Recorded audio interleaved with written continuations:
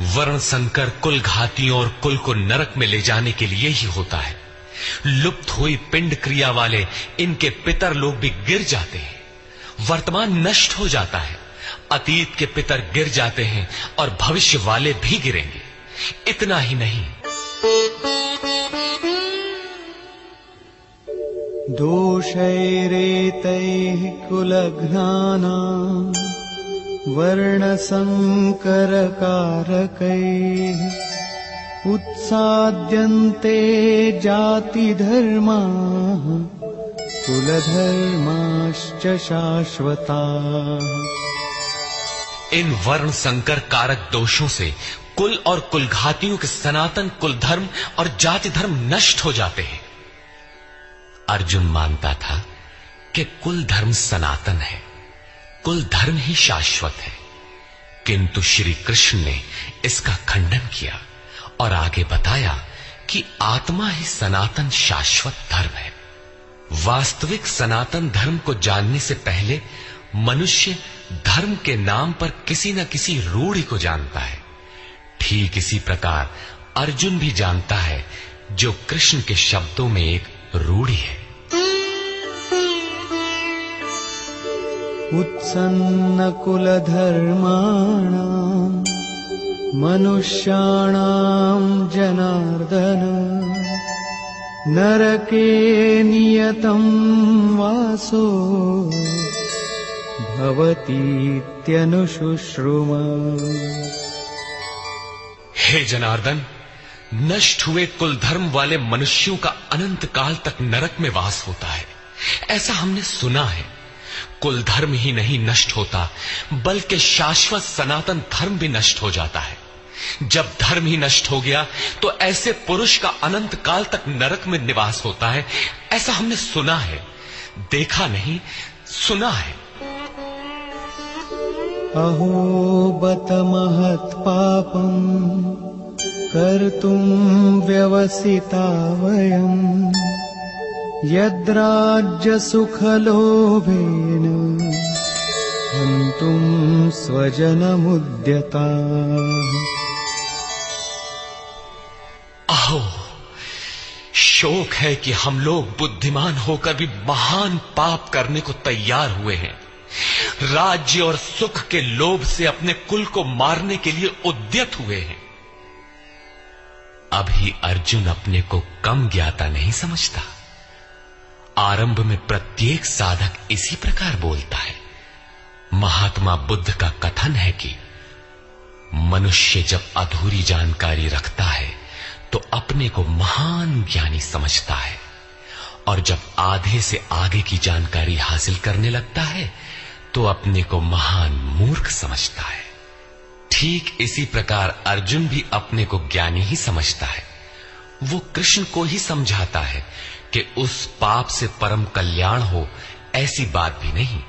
केवल राज्य और सुख के लोभ में पड़कर हम लोग कुल नाश करने को उद्यत हुए हैं, महान भूल कर रहे हैं।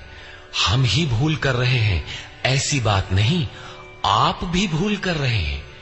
एक धक्का कृष्ण को भी दिया। अंत में अर्जुन अपना निर्णय देता है। यदि माम प्रतीकारम् अशस्त्रं शस्त्रपाणयः धार्तराष्ट्रारणे हन्युः तन्मे क्षेमतरं भवेत्। यदि मुझ शस्त्र रहित न सामना करने वाले को शस्त्रधारी धृतराष्ट्र के पुत्र रण में मारे तो उनका वो मारना भी मेरे लिए अति कल्याणकारक होगा। इतिहास तो कहेगा कि अर्जुन समझदार था, जिसने अपनी बलि देकर युद्ध बचा लिया। लोग प्राणों की आहुति दे डालते हैं कि भोले भाले मासूम बच्चे सुखी रहें, कुल तो बचा रहे।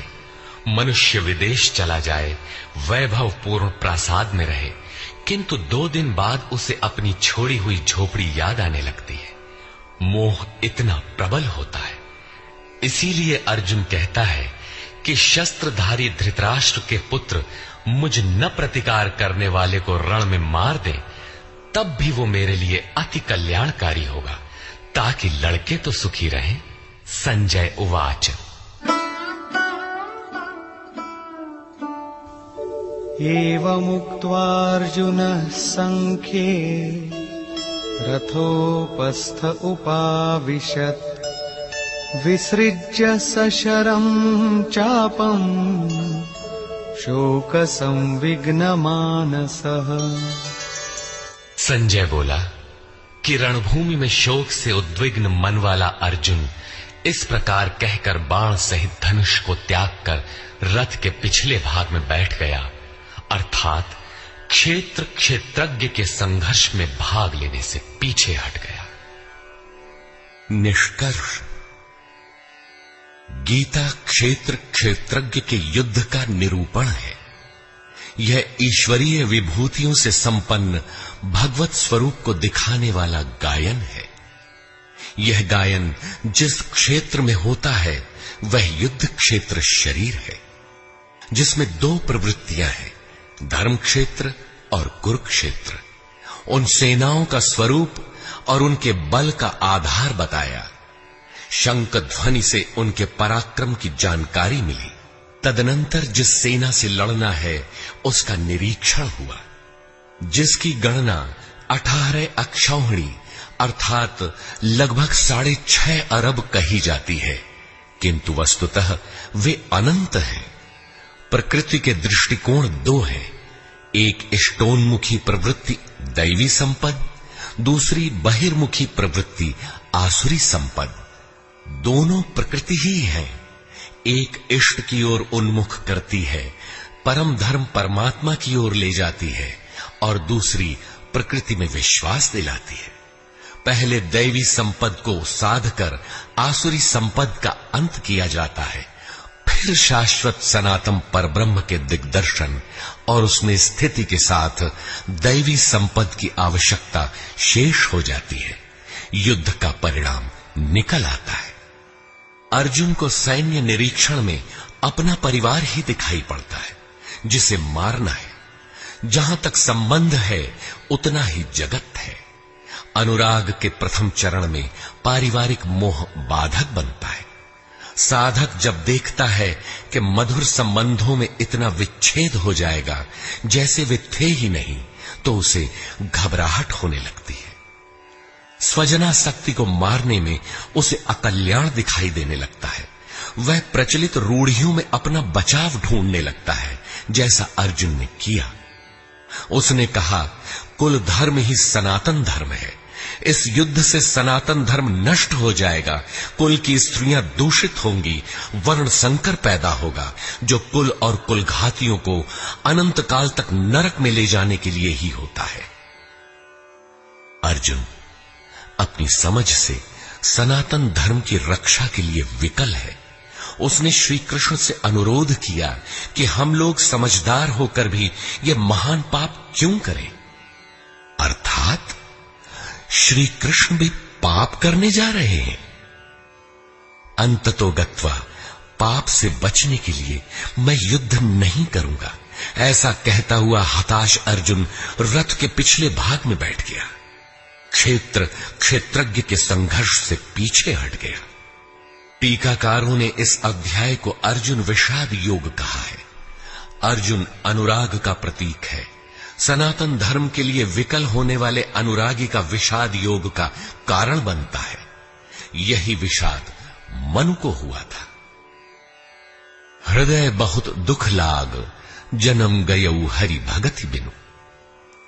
संशय में पड़कर ही मनुष्य विषाद करता है। उसे संदेह था कि वर्ण संकर पैदा होगा जो नरक में ले जाएगा। सनातन धर्म के नष्ट होने का भी उसे विषाद था। अतः संशय विषाद योग का सामान्य नामकरण इस अध्याय के लिए उपयुक्त है। अतः ओम तत्सदिति श्रीमद् भगवद गीता सूपनिषत्सु ब्रह्म विद्यायाम योग शास्त्रे श्री कृष्णार्जुन संवादे संशय विषाद योगो नाम प्रथमोऽध्यायः। इस प्रकार स्वामी अड़गड़ानंद कृत श्रीमद् भगवद गीता के भाष्य यथार्थ गीता का प्रथम अध्याय पूर्ण होता है।